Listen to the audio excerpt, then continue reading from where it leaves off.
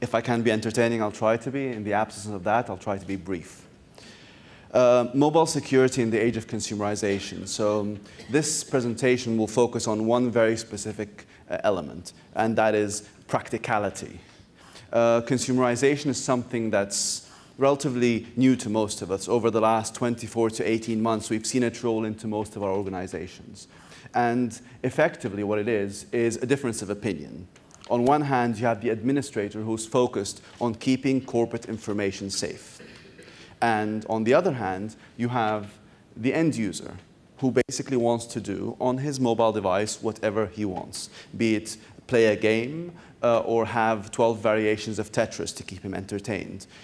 All of this while maintaining corporate security. Something he doesn't quite care about, maybe something he doesn't understand, but at the same time, he wants to be able to do what he wants. Where does this want come from? It comes from a change in the landscape.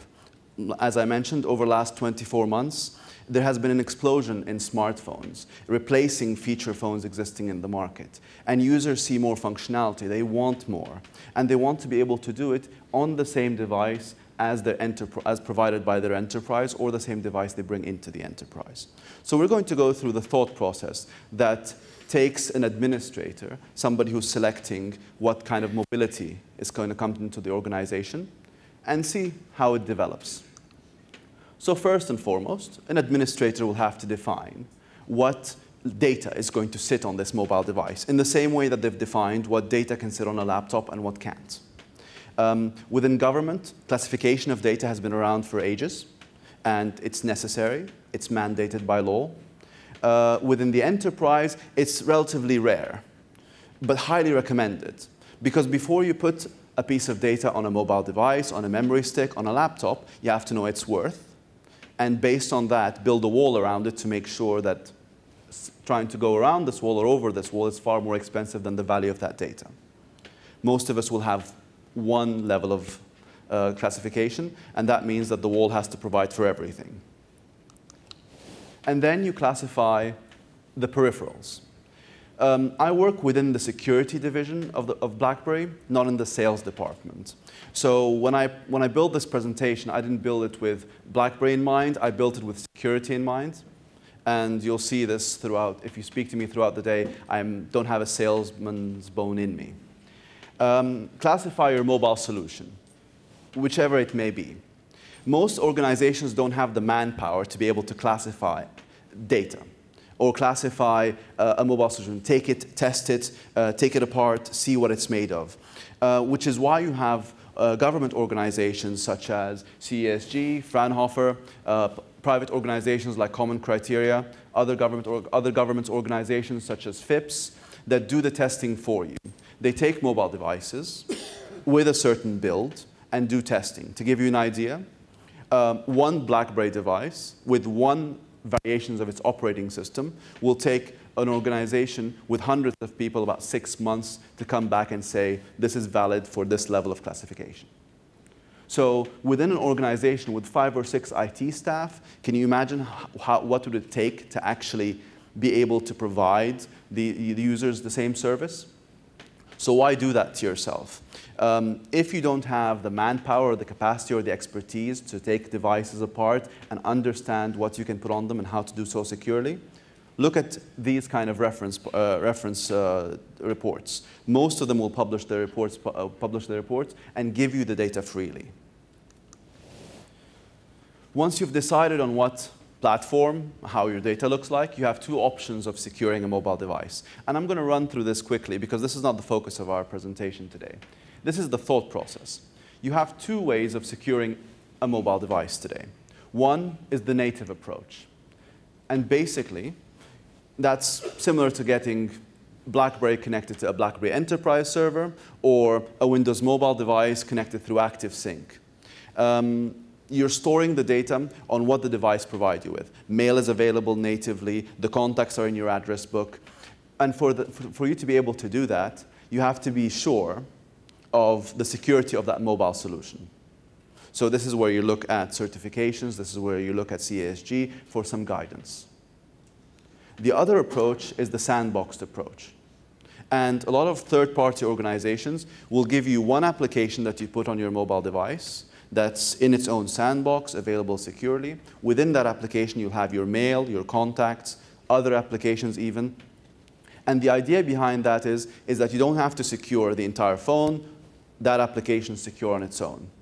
Though, and this is a matter of personal opinion, and you'll have your own, do you honestly believe that if you take third-party application, secured, properly built, well-designed, and put it on an insecure system, does it provide you with a level of security? And this is a question that you'll have to answer, and a decision that you'll need to make. Beyond that, then you decide on an IT policy. You decide on the rules and regulations that are going to surround this deployment of yours. How big does the password have to be for somebody on their mobile device? How complex does it need to be? Can they access the internet at the same time as the corporate intranet? So most government bodies will avoid something called split pipe. They don't want you to be able to access the internet through one pathway and your corporate network through another pathway, because that invites data leakage. These are the IT policies that you develop and deploy, and you want them to be well based on a device. And ultimately, and at the end of that, you pick a device and you say, this one's approved, that one's not approved, but that's up to you. So consumerization is every single user will come into your organization and says, I want to use this device. And within reason, you will agree for them to use certain devices, and others you won't agree. We've seen organizations where people have gone to China, come back with something that looks exactly like an iPhone 4, but then you start it and it's running Android. And you see this a lot in China. And maybe you'll allow Android devices, iOS devices on your network, but that device, really? You don't know where it's been built, you don't know what version of the software is on it, you don't know if it's going to get updates. There is a limit. There's a line under the sand that we all will draw and say, yes, you can bring your own device, but really not any device. If anything you take away from today's presentation are the following 4 points. And I focus on practicality. First is application control. Most people go towards consumerization, not because of the form factor of the device, but mainly because of what they can do with it, what application sits on this device. So there's been a debate over the past 6 months over mobile malware and the growth of mobile malware. I've seen reports increasing by 400% on certain platforms, and that's not what I'm really worried about. Yes, it's worth keeping an eye on malware. It's worth keeping an eye on the growth of viruses on the platforms that you support. But it's really the gray area in between good software and bad software. We're a bit obsessed with labeling things. It's either good or it's bad. But there is a gray area in between. And there are consumer applications out there that may cause a breach without you even knowing. So for example, you install a chat application on your mobile device. This chat application uses the user's phone number to identify unique users. So the first thing it does, it'll take your address book, upload it to their cloud service, and check against each one of their existing contacts and your contact list who else is subscribed to the same chat app. It didn't do anything wrong. It's built that way. So when you start the application, you can see who else on your address book is part of your friends list. It didn't do anything wrong. The application did exactly what it says on the box. But inadvertently, you just uploaded your address book to a third party. Does that constitute a breach? Depends on if you're in a regulated industry. But it's worth taking a look at. So this application is well designed, well developed, and it did exactly what it should have done. It's not malware, but it inadvertently exported your contacts to a third party. So you have to be aware of the application controls that you have in place to control what applications your population of users is installing. Secondly, vulnerabilities.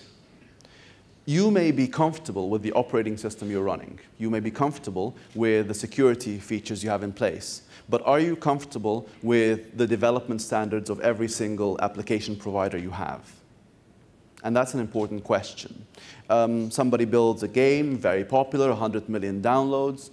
And I know a few intelligence agencies out there whose biggest worry when they saw that game explode in the market is, my God, if a Trojan makes it on that game and has that level of viral deployment, it would be disastrous. The reason why mobile malware hasn't exploded, and I read a Kaspersky paper a few months ago about this, is that there's far too many variants of different operating systems out there. Whereas in the PC world, it's really Windows and everyone else. So Windows, big target, everyone else, not so much. These apps, because of the fact that they sit on multiple platforms and they're being built by a third party, are such a juicy target. Simply because you just have to aim for the app and seeing if that can provide you a way in. You don't have to aim for the operating system or anything else. So it's worth taking a look at. Application control is critical if you're thinking seriously about mobile security. What else is important? Device loss or theft. And everyone's faced this. You go to a bar, you leave your phone on the side, you turn around to speak to a friend, you turn back, phone's not there anymore. You get into a cab, you're shuffling papers around, you pay the cab driver, you step away. A few minutes later, you put your hand in your pocket or your handbag, phone's not there anymore. It's happened to most of us. And the lucky ones get their phones back if they've been lost. But most cases, you try to call your phone back, you get 2 or 3 rings through, and then it's disconnected. First thing the person does, takes the SIM card, throws it out, free phone. So you start asking yourself, from a data perspective, forget about the personal side, focus on enterprise. What sensitive data may be compromised if a device is lost or stolen? So first thing you ask yourself is, was the data encrypted? And it's worth looking into when you turn on encryption on your mobile device, is what it actually encrypts, because it's different for everyone. On the BlackBerry solution, you can do full disk encryption, but you can, with certain exceptions. On iOS, it's different. On Android, it's different. On some variants of Android, it's even different. So it's worth looking into when selecting what platforms you're going to allow in your organization. Is it difficult to crack a password? Is there a way around passwords? Is there a way around the passcode? Also worth looking into. You saw various examples in the earlier presentation from Sophos. What data is wiped when you do a full wipe? So this is a matter of regulatory compliance, but it's also a matter of comfort. You want to be able to have the capacity to click a button and wipe everything off the device. But it's worth asking a question. Has data actually been wiped? Every single IT reporter out there has done one article where they've gone and bought a bunch of hard drives and old computers off eBay, ran some rudimentary data recovery software, and got a whole bunch of personal information, financial information, personal pictures, etc. So you really want to know if when you click the delete device command or kill device command that it's perfectly wiped. And this is as per standard. So we, for example, use a DoD standard when we scrub a device, when we wipe a device. So you want to know these things. But you also want multiple triggers. So for example, if you enter the password X amount of times, device wipes. Great. The administrator can click the wipe command, but to be honest, the first thing that somebody does when they steal a device is they remove the SIM card, no longer connected to the network. Wipe command will never make it through. Well, something that we do is time of connectivity. So for example, if my BlackBerry device isn't connected to my network for a week, it will wipe automatically. And I love the fact that that IT policy persists a wipe. So every time a week passes without connecting to the network, it will wipe again and again and again. Very annoying for somebody who stole the device. What comes next? Understanding the risk. We've become risk managers in IT security. Understanding what is the level of risk is very important. What value of data are you putting on these devices? And how high is the wall around it? 2 very important questions. We've become risk managers. Nobody comes through the front door anymore. There are ways around the wall. So you have to be aware of what your countermeasures are in place and have them a few deep. there's no shame in being honest about your capabilities. If you're a company with 3 people in an IT department working 12, 14-hour days, then it's not really realistic to expect you to do full security reviews on every single mobile device required within your organization, which is why look at standardized testing. Look at accreditations, look at what the device brings with it. So CSG, Fraunhofer, common criteria, FIPS, and there are a few more out there. And always read the fine print. Sometimes certification doesn't cover the whole thing. I've seen examples where the operating system is certified, but the hardware you purchase isn't. So, and it's all about risk. If all that you put on your mobile devices is shopping lists and some personal information that you really wouldn't kill you if it made it out there, it's not the end of the world. But if it's a heated discussion between the CFO and the CEO about this year's numbers on a publicly traded company a few weeks before you list, that's a big deal. So it's understanding what you have out there. And the last point is manage consumerization. Embrace it. It's happening, it's here, it's like cloud. Cloud's been here for about a decade now, but anyway. Managing consumerization is critical. Trying to push this out is not going to work. What you should focus on is having one pane of glass. There is a flight deck in the background of this slide, and that's not haphazard. It's because the administrator in front of him needs to have something similar to that to be able to control his mobile environment. If you're lucky, you have one choice, one solution in place. You have one management interface, very simple. But if you have 20 or 30 different devices within your organization, you need a solid system to be able to manage those equally. We recently, I work for BlackBerry, and it's odd that I say it, if you're managing multiple devices. We actually bought a company called Ubitex a few months ago that we'll be integrating into our solution to focus specifically on other devices, so that in the future, in the next 6 months, you'll see a product out there that will allow you to sit in front of one interface, manage BlackBerry devices, manage iOS devices, manage Android devices. Naturally, you won't be able to do everything you can do on the BlackBerry Enterprise server, but you'll be able to at least manage it from one location and understand what's different. The biggest problem that we have when somebody calls us and says we've been breached is, all right, so we try to help them. Do you know how you've been breached? And they go, a lot of time, no. We know that data's made it out there. We know what data made it out there. And there's an example that I always give. This company had multiple mobile devices in this organization. And they brought in the 2 vendors. One was BlackBerry, the other one was a third party that secured the other devices. And they said, we're trying to trace through things.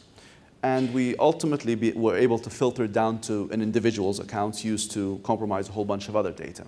And that individual's accounts, we packed up from the conference room, walked over to his desk. He was asked to sit in the corner by the security department of his organization, while third-party forensics guys sat on his laptop and his mobile device. Not a BlackBerry. But anyway, what had happened was that mobile device had a sandbox on it to protect the enterprise data.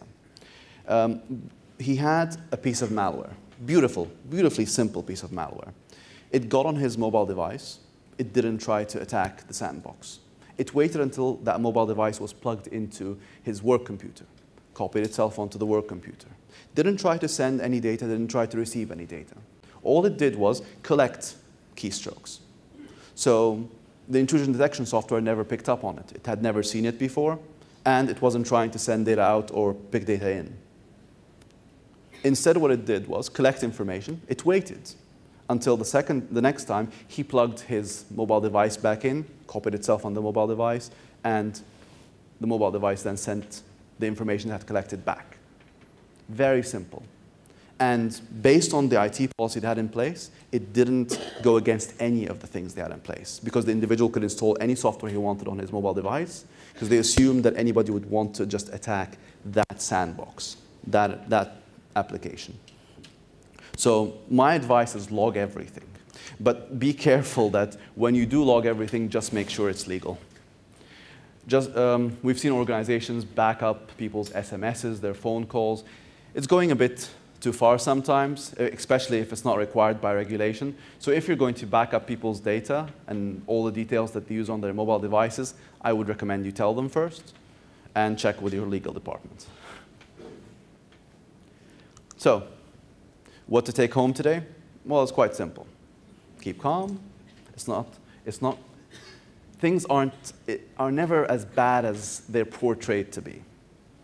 A lot of time, there'll be harbingers of doom and gloom, and life is ending, different devices coming into the organization. Keep calm, carry on. 4 points. Classify your data and your peripherals. So understand what the value of your data and how high is the wall. Understand the risk. So make educated decisions. Get management and users behind you. The last thing you want is to have to argue with management and the users. You have to pick one of them to be a proponent. Ideally both. So explain to them why you're putting these IT policies in place. I've seen users rebel against these things, take SIM cards out of one device, put it into their personal device, forward emails to their Gmail account or ask their assistants to do so. People will find a way, unless you get them nice and comfortable. Explain to them why these IT policies are in place. They're liable to understand it better. And ultimately, deploy and manage a unified solution. So one policy for all your devices. Don't give people too much on one phone and nothing on the other phone. They'll just flock to the one you've allowed them to do more on, and with that, you get less control. Unified IT policy for everything. So, I hope I've been brief, and I've been told that that means thank you.